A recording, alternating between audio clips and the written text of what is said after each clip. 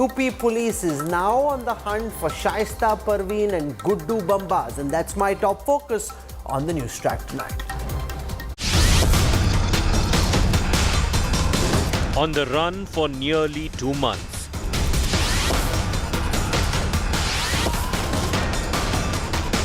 Godmother of Atiqs Gang.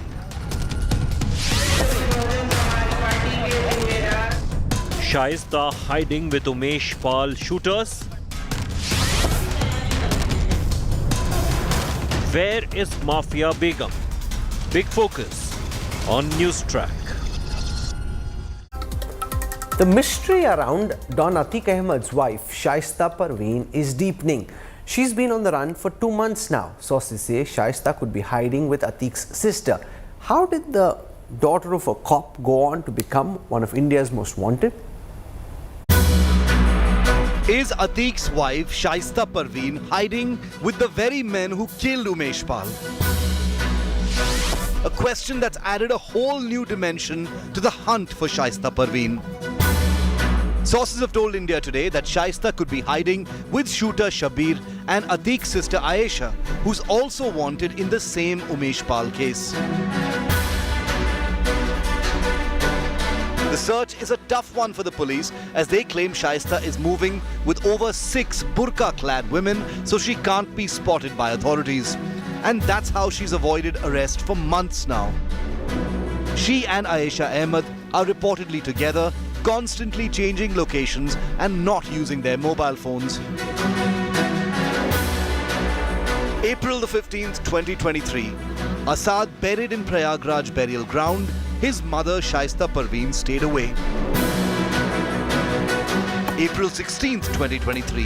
Atiq Ahmed and Ashraf buried at the same Prayagraj burial ground. Atiq's wife, Shaista Parveen, stays away again.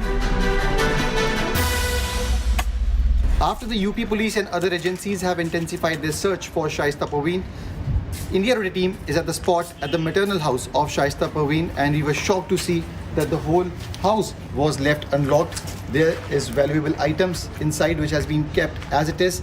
It suggests that no time was given or was with the family, and they fled here with a hurry. The UP police so far has conducted raids in 4 states in search of Shaista. Besides searches in Kaushambi, Greater Noida and Meerut in Uttar Pradesh, the police have also conducted searches in Delhi's Okhla, Mumbai and some locations in West Bengal as well. More than 20 such people have been identified who are suspected to have helped Shaista hide. Shaista Parveen इस पूरे घटनाक्रम के षड्यंत्र में पूरी तरीके से शामिल थी। जो लोग शामिल थे, जिनके विरुद्ध साक्ष्य सामने आ रहे हैं, उनकी गिरफ्तारी की जा रही है। आगे भी षड्यंत्र और संरक्षण देने वालों के खिलाफ जैसे साक्ष्य आएंगे वैसी कार्रवाई की जाएगी। Since Asad, Atiq and Ashraf have been eliminated, Shaista is now the only link that can provide information on Atiq's criminal network. And nabbing the Godmother, as she's known in criminal networks, is now even more crucial. But it isn't just Shaista. The manhunt is also on to nab Guddu Muslim, aka Guddu Bambas. Guddu's last known location is reportedly Karnataka, and since then there have been no further leads. But the crackdown continues. Guddu's home in Prayagraj, UP could very well be razed to the ground using bulldozers. Right now I'm standing outside the house of Guddu Muslim, who is still absconding after the murder of Umesh Pal. You can see in the visuals, this is the house of Guddu Muslim, which has been logged ever since this incident has happened, ever since he was captured in the CCTV helping in the murder of Umesh Pal. You can see in the visuals a notice has been stuck here in which it is clearly written that in 15 days you should answer that why this construction should not be demolished since it's not built according to the norms. Guddu मुस्लिम सबसे खतरनाक अपराधी है और पुराना professional shooter रहा है और एक बमबाज भी है, अगर प्रयागराज के कोलोकियल लोकल लैंग्वेज का इस्तेमाल करूँ तो इसीलिए उसको जल्द से जल्द एप्रीहेंड करना आवश्यक है। Bomb maker Guddu Muslim, Godmother Shaista Parveen, They're the missing pieces in the Atiq Mafia puzzle, and pressure is building with each passing day on the UP police to nab them at the earliest. With Simar Chawla in Prayagraj, UP, Bureau Report, India Today.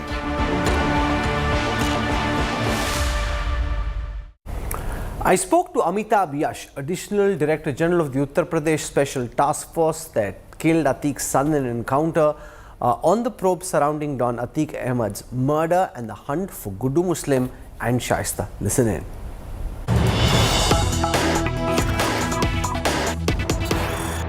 I want to go across live and exclusive at the moment to Lucknow. Joining us from there is the Inspector General of Police of the Uttar Pradesh's Special Task Force, Amitabh Yash. He's one of the key strategists involved in law and order in Uttar Pradesh, led the operation that brought down Asad, and let's try and get a sense from him of what they think of the manner in which Atiq Ahmed was killed. Amitabh ji, welcome to the Newstrack.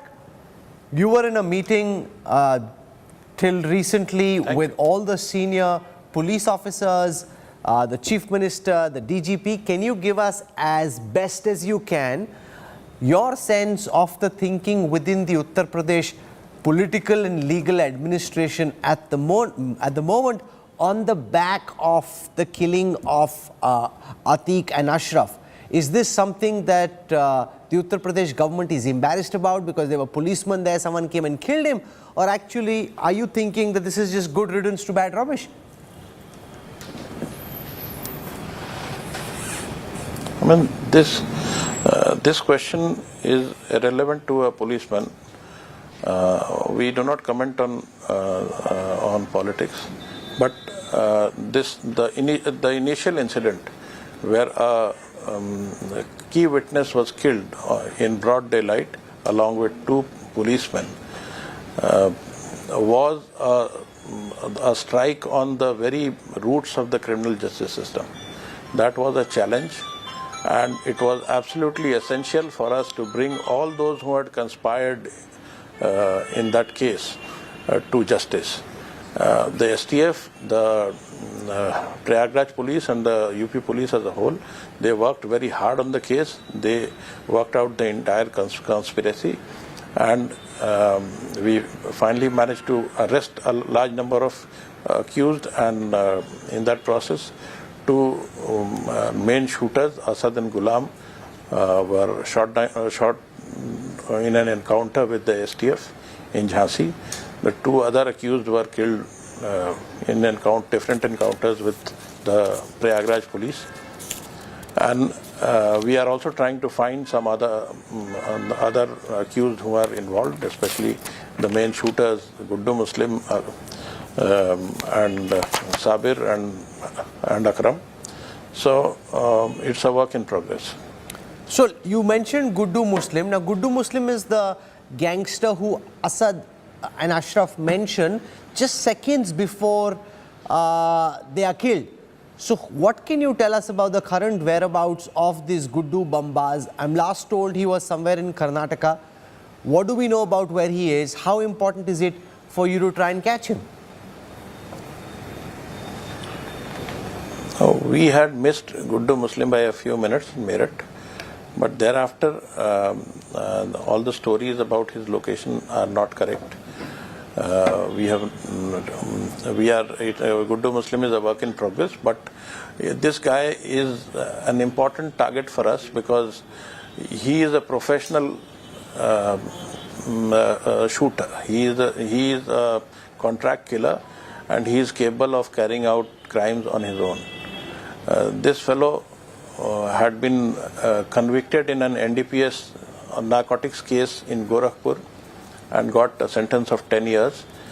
He came out on bail with the help of Atiq and his lawyers, and since then he has been with the gang, working as a shooter. It seems, I mean, my professional hunch is that this fellow has committed far more crimes than those on record.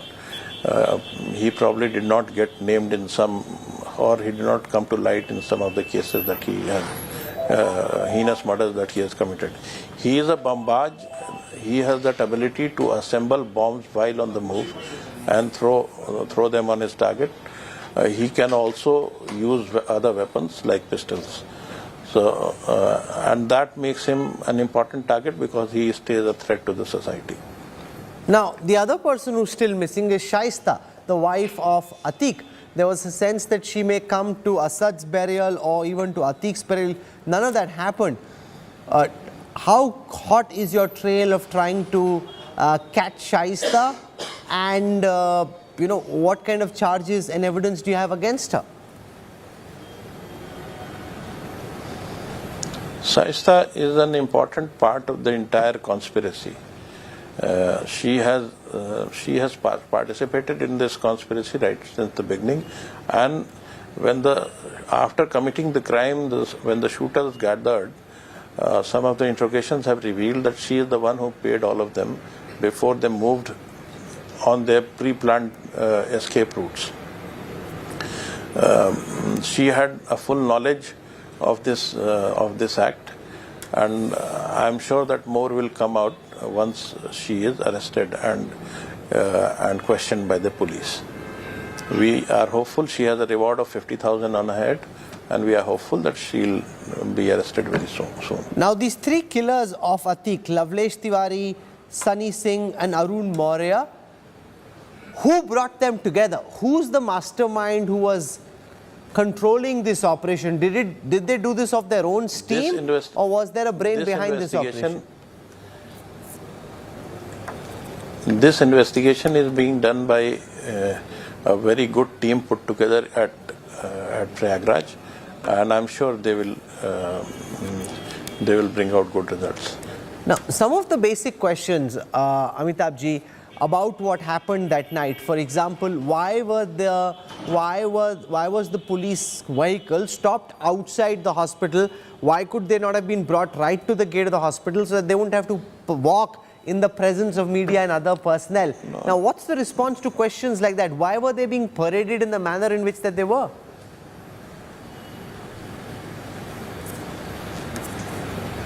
And these are questions for which special inquiry team has been formed, and I cannot answer before they have completed the inquiry. It is not. I am just not authorized to talk on this. Okay, I'm going to leave it over there. Amitabh Yash, Inspector General of Police in the Uttar Pradesh Special Task Force, for joining us on India Today. Thank you, sir.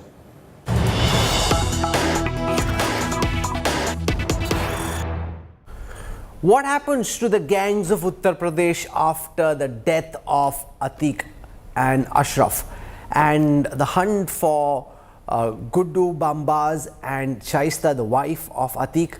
Where is that likely to lead, and how can processes be set in place so that you don't have this kind of a brazen killing again? To talk about this and more, I'm joined on the Newstrack for this discussion by Anila Singh, spokesperson of the Uttar Pradesh BJP. Squaring off against her, Ghanshyam Tiwari, spokesperson of the Samajwadi Party. Yashovardhan Azad is a former IPS officer, has been special director in the Intelligence Bureau. Professor Badri Narayan is a professor of social history at the GB Pant Social Science Institute in Allahabad. I want to start by asking Yashovardhan Azad about the probe commissions that have been set up, and whether you think that this killing of Atiq and Ashraf in any way will deter more such killings in the future, or do you think it really, because of the response they're getting from society, from public at large, it actually just encourages the UP police to allow for these things to happen, actively participate in such killings, because it helps take care of the gunda elements in society? The badlands of UP, Rahul, will continue sprouting up the mafia, aspiring to be little dons.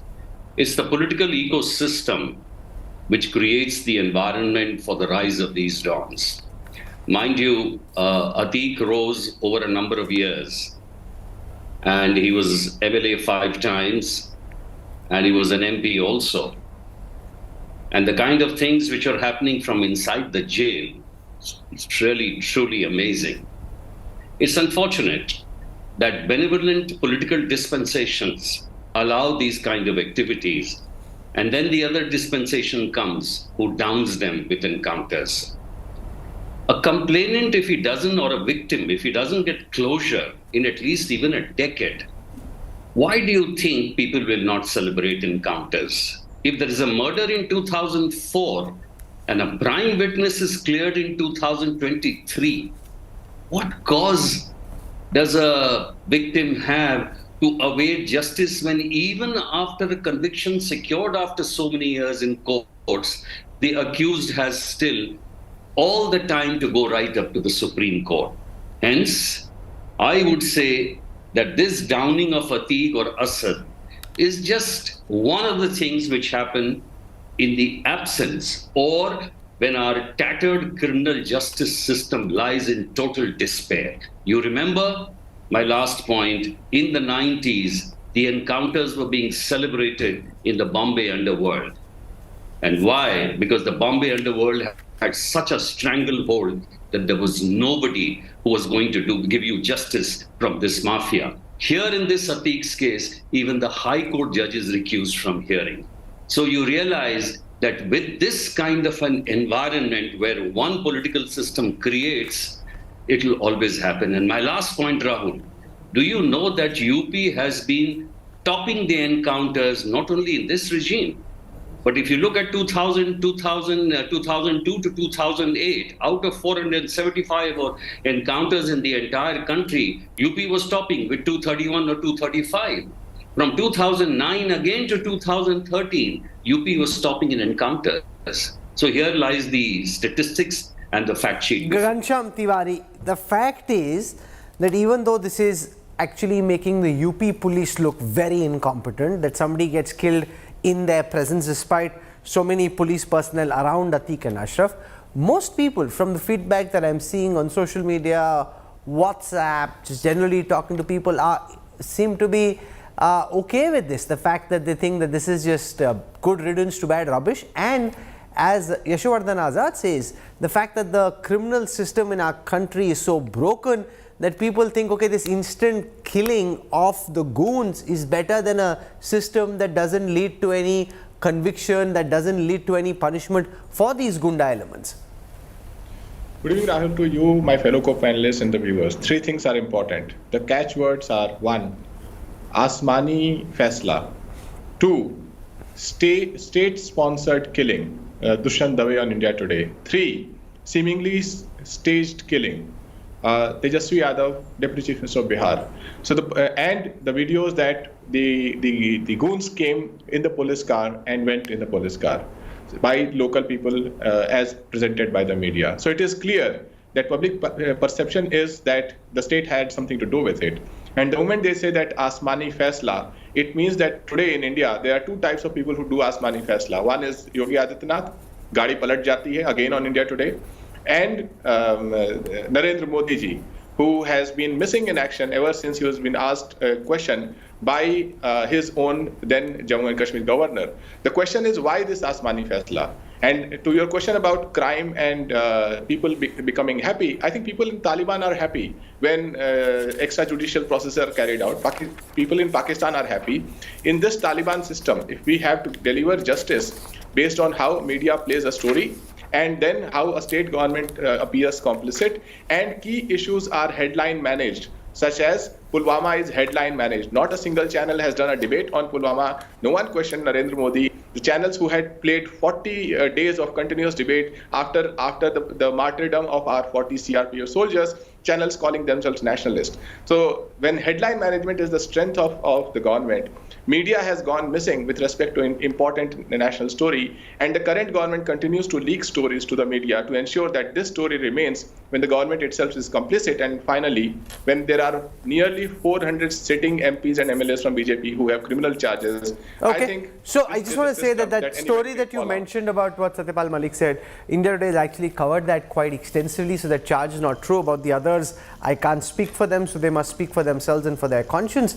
But this point that Yashowardhan Azad makes, Anila Singh, about the gangs of Mumbai, and initially even in Mumbai the encounter specialists were heralded, they were cheered as champions, and they were seen as heroes. It's only later when they went amok and they became a law unto themselves that people started turning against these encounter specialists, and being an encounter specialist became a bad name. I think the big concern is when you start playing fast and loose with the law, when these kind of things are okay because it's the fastest way to get justice and judgment, then you never know where to draw the line, where what you want strategically then turns into tactical extortion. That can slip very quickly, and that's the big concern in UP, that it could turn out to be like Mumbai, a place where people ultimately turn against them because they're no longer happy, or those cops start overstepping themselves. My ram to everyone. And first of all, as you had mentioned, UP police being incompetent. UP police is not incompetent at all. Even in this attack, it was a surprise attack. Those three boys who shooted Atiq Ahmed and his brother, they came in the garb of media person. So definitely, but all three were caught by the UP police. I will not say lakhs of police personnel who are working day in and day out in Uttar Pradesh to take care of people living. No, but look at the manner in which they were paraded. The fact that they brought in a car, paraded about 50 meters till they reached the hospital gate.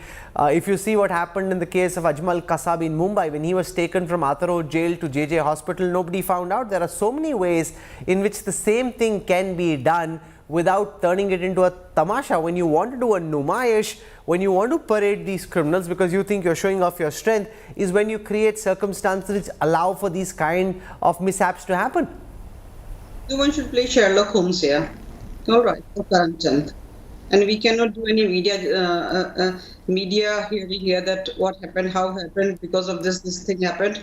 I think we should wait for the right agency to come up with the facts that how it happened, who are these people, who are the people behind them, how they got the weapons. There are many questions. I want the answers like you, but the thing is, if we are going to sit here on the panel and we start claiming and shaming Uttar Pradesh. No, we're not naming or shaming anyone. We're asking questions, and that's my job. You had asked me a question. I am, but I'm saying you're character assassinating, but we're just asking questions. Yes, go on. It is, you got all the right, like Constitution has given you right, as well as the Constitution has given me right. Sure.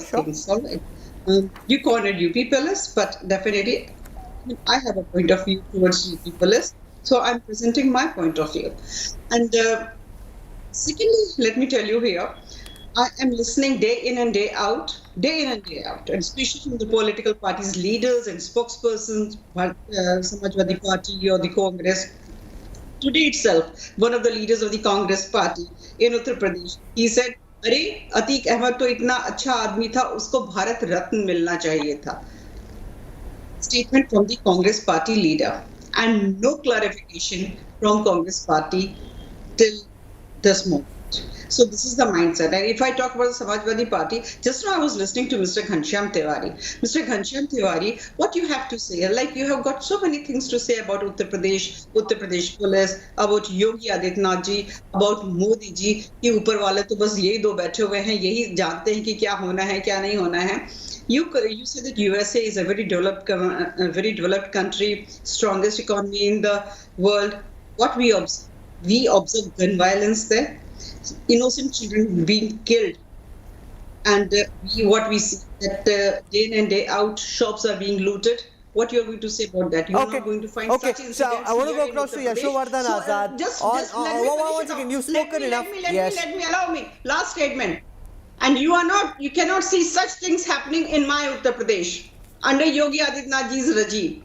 So in Uttar Pradesh, there is no Jungle Raj. Yashovardhan Azad, does the UP police come across as incompetent and inept in the manner in which Ashraf and Atiq who are with the police get killed despite being handcuffed and actually being escorted by the police? Anila Singh doesn't seem to think so. She says it's too premature to declare that they goofed up in this case, or would you accept at the very least that there are serious lapses that need to be investigated thoroughly?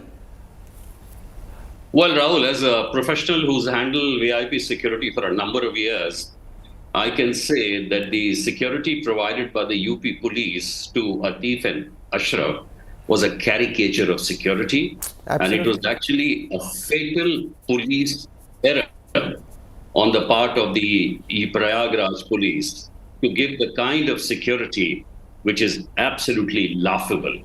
You know, number one, whenever you have a threatened person, whether a VIP, whether it's a personal protection, whether it's a dreaded gangster like Atiq, there are certain protection drills which have to be followed and which can only be rigorously implemented by a special protection team. But were they lax or complicit? Ghanshyam Tiwari says they were complicit in murder. Those who support the BJP would say maybe they were lax but definitely not complicit. What's your professional view?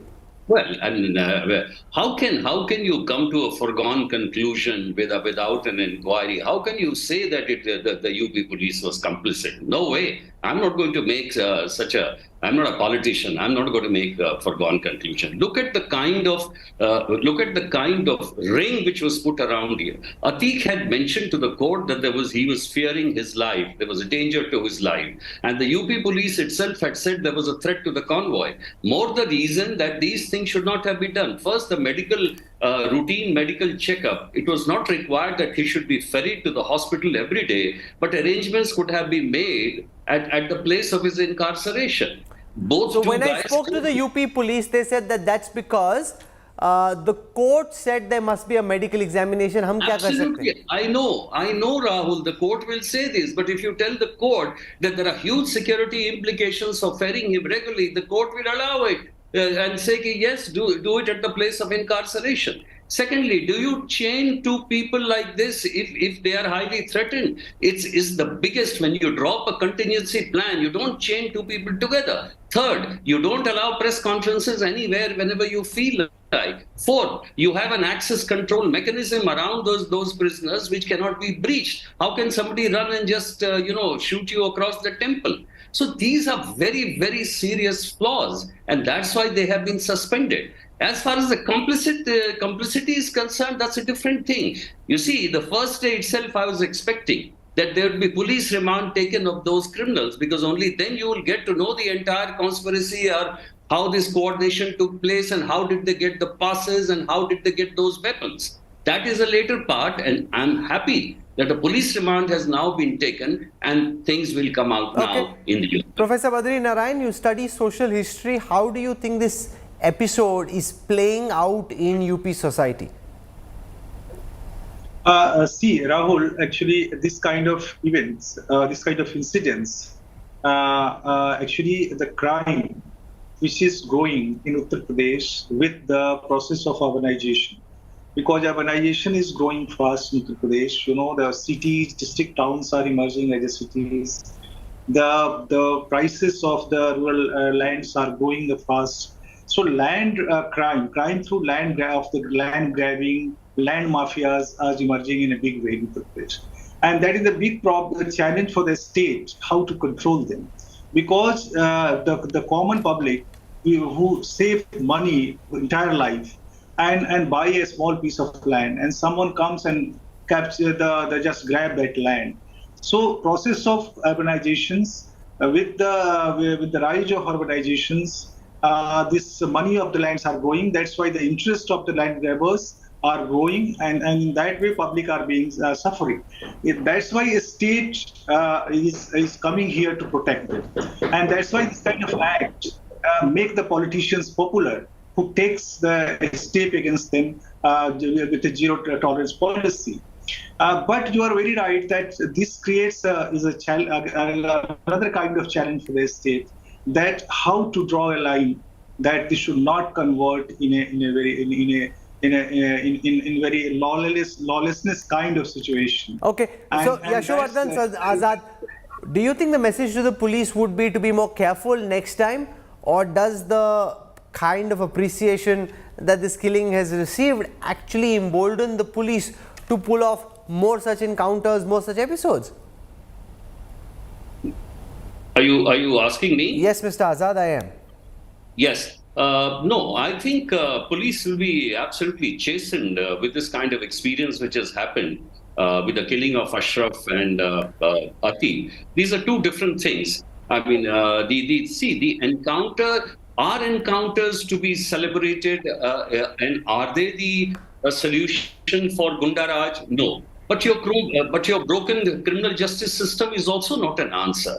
Police in this particular case has failed because of not being totally professional about it.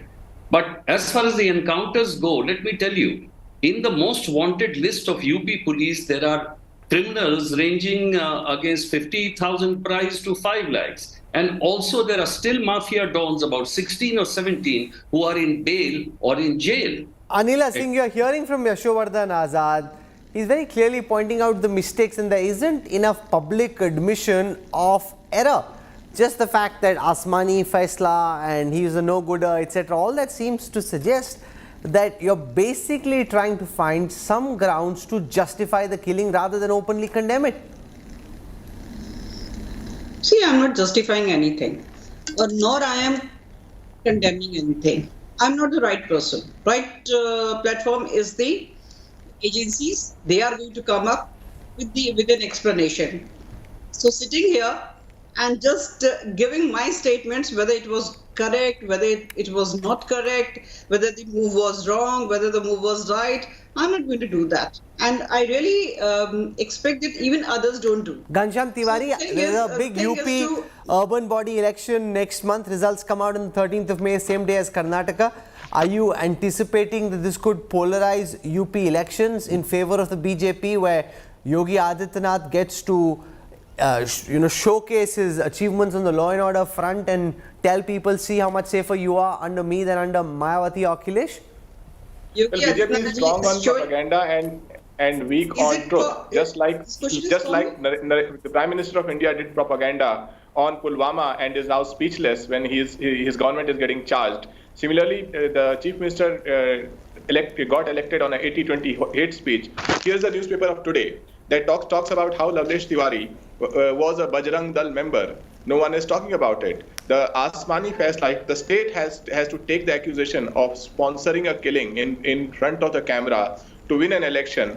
Then BJP has a Talibani system in mind, and that Talibani system is dangerous for every citizen. And the state and the party that calls itself Santoki Party has nearly 400 to 500 sitting MPs and MLAs who have criminal charges, the highest ever in India. And final point, just today, if the state has to give itself the medal that it's crime-free, just today, infant is struggling to survive because the accused of gang rape out on bail burnt down the house of a Dalit minor who they raped. Okay, so this is the situation in Uttar Pradesh. So you've heard from our guests what impact this has on the urban body elections. Is not something I wish to speculate about, but hopefully there will be introspection. Hopefully, as Yashovardhan Azad says, the police will be chastened into ensuring that these things can't happen on the police's own watch, because it just makes the whole security bandobast look very weak and ineffectual.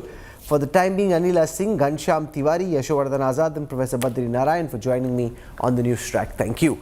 Extortion, kidnapping, land grab, all in the name of Samajwad. That was Atiq Ahmed's modus operandi. India Today has learned that Atiq's election office was used for mujras and all kinds of illegal activities. Here's a look at the Don's den of debauchery. For the world, it was his party office where he chalked out his political plans. But in reality, it was his den of debauchery. He watched mujra here, engaged in sleazy activities, and ran his illegal mafia raj. This was Don Atiq Ahmed's office, but in reality, it was his adda to carry out his sinful activities. India Today has exposed the Ahmed brothers' dark truths. There was a specific room at Atiq's office where Ashraf used to watch mujra or dirty dancing with his aides. This was the area where 3 platforms are made. This is one, the other one is this, and the third is this. Now this would suggest, and the sources tell, that when Ashraf used to come here with his gang members, he used to see the dance of the girls, and the crime had been registered against him in that matter also, and he used to spend his leisure time doing injustice with the girls. He used to illegally capture them and used to bring here. The office has now been razed to the ground by authorities. Right now I'm standing outside the office of Atiq Ahmed and Ashraf Ahmed, which has been demolished by the Prayagraj Development Authority. You can see in the visual, this was the office in the Chakia area, in the epicenter of this very particular city. A cream area which was illegally occupied by Atiq Ahmed through force as per the government officials. Atiq's Mafia Raj was not limited only to Uttar Pradesh, but extended to nearby states as well. In India's capital, Atiq tried to capture a house in 2006 using muscle power.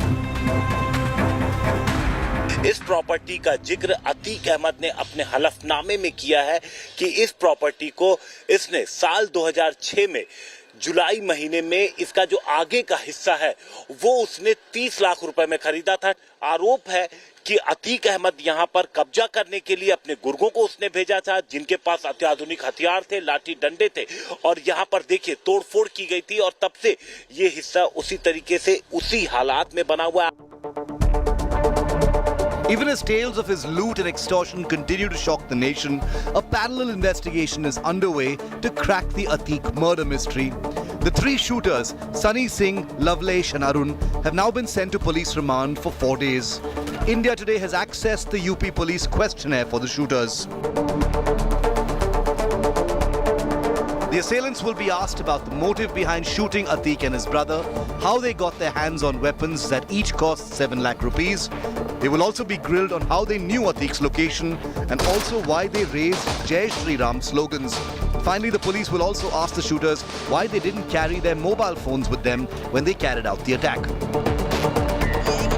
22 seconds and 18 bullets ended 40 years of Atiq's Mafia Raj. But only after a detailed investigation will it come to light as to why Atiq was killed. With Simar Chawla in Prayagraj and Himanshu Mishra in Delhi, Bureau Report, India Today. Coming up on the other side of a quick break, the biggest day before polling in Karnataka, 4 mega nominations from Star Power for Bomai to Siddaramaiah, a show of strength. Details from Battlefield Karnataka on the other side.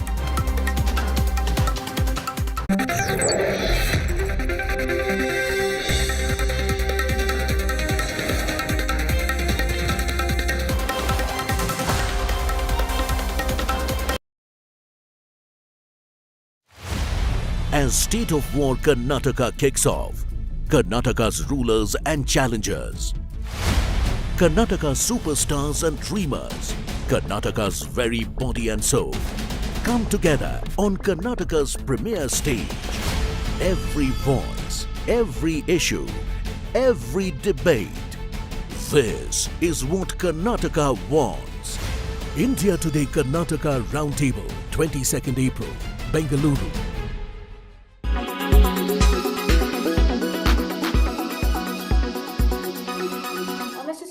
Like you pointed out, there has been negative sentiment due to a lot of factors globally. Have you really noticed a quantifiable impact on the client spends with respect to the financial crisis that has been brewing in the US starting February? Any deal cancellations, any delay in ramp-ups? And how long do you see the effects of the financial crisis really prolonging for you as a sector and as a company? How do you assess the likely impact going forward? Is it going to be restricted to BFSI or spill over to the other verticals as well? Overall, I think I don't see fundamentally anything wrong in the technology sector, right? Especially in the IT services side. We have done about $10 billion worth of order bookings during the last quarter, and it's very broad-based across industries, across geographies. Okay, and these. Out of this $10 billion, $5 billion came in from North American clients. About $3 billion came in from banking financial services clients. $1.3 billion came in from retail consumer product services clients. So it's a very, very broad-based. The interesting thing about this order booking is also that a number of large, medium to large deals, $50 to $100 million deals were seen in that. Only one mega deal, as we call it, about $700 million worth of that. So if you look at all of this, I think the environment remains quite stable and there is an optimism that we can get to execute all of this. Right? No issues per se. As I said, Right. there are no large deal cancellations. Everybody's been talking about these evolving technologies like AI and GPT of late. Are your clients also demanding for wider integration of these emerging technologies? What is going to be the focus of TCS on such technologies going forward? There are two parts to this question. If you are looking at AI as an emerging technology that would help reduce your need for any specific hires or jobs going forward in the future, I'm asking, and how significantly could this generative AI space really contribute to your own top line and margins in the future course? I think generative AI is an interesting technology, and certainly I think it offers a lot of potential, no doubt about it. It can do many things very differently, and has the opportunity to improve efficiency, productivity, as well as accelerate the adoption of technology, right?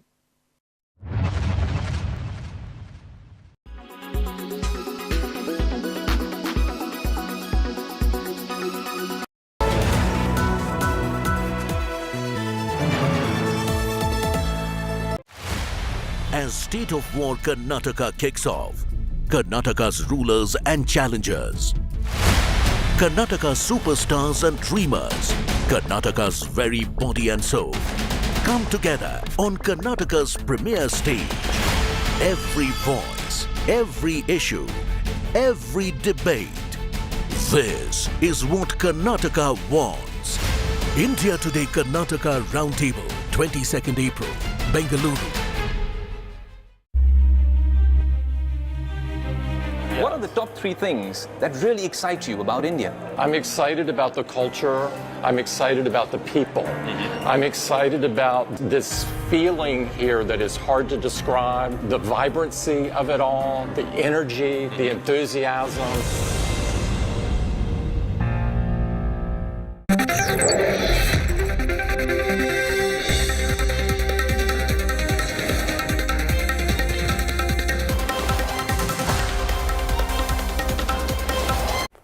The political heavyweights of Karnataka were out in the battlefield today, a day before Amavasya, to file their nominations for the upcoming elections. While superstar Kicha Sudeep turned up to support Bommai, BSY was there to support his son in Shivamogga. Here's the latest from Battleground Karnataka. Co-presented by Star Health Insurance, the health insurance specialist. Co-powered by Jaguar, discover the magic of smart lights.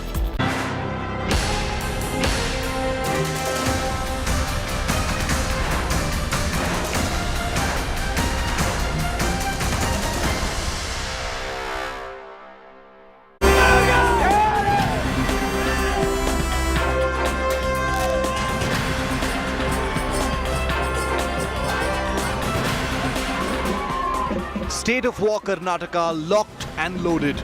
On Wednesday, 4 big guns filed nominations ahead of the Karnataka Assembly election. Chief Minister Basavaraj Bommai filed his nomination from his home turf of Shigaon, where he's won every election since 2008.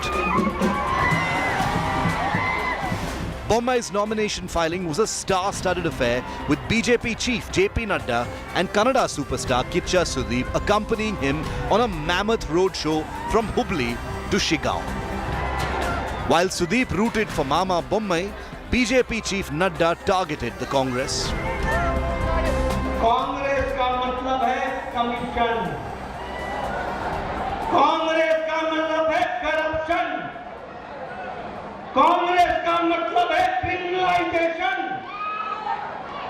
जब मैं corruption कहता हूं तो कांग्रेस के चाहे कोई भी नेता हो, यह नेता नहीं है, ये एटीएम को चलाने वाले लोग हैं।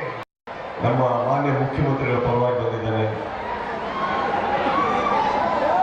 ಅವರ ಬಗ್ಗೆ ನಾನು ಹೇಳಬೇಕು ಅಂದರೆ ಮೊದಲನೇದಾಗಿ ಅವರ ಪೊಲಿಟಿಕಲ್ ಜೀವನದಲ್ಲಿ ಹೇಳಬೇಕಂದ್ರೆ ಬಹಳ ಒಂದು ಕಮ್ಮಿ ಅಭಿವೃದ್ಧಿಯಲ್ಲಿ ತುಂಬ ಕೆಲಸ ಮಾಡಿದಂಥ ನಿಜ ಒಬ್ಬ ಒಳ್ಳೆಯ ವ್ಯಕ್ತಿ, ನನ್ನ ಪ್ರೀತಿಯಾದಂಥ ಬೊಮ್ಮಾಯಿ ಮಾಮ ಅಂದರೆ ತಪ್ಪಾಗಲ್ಲ.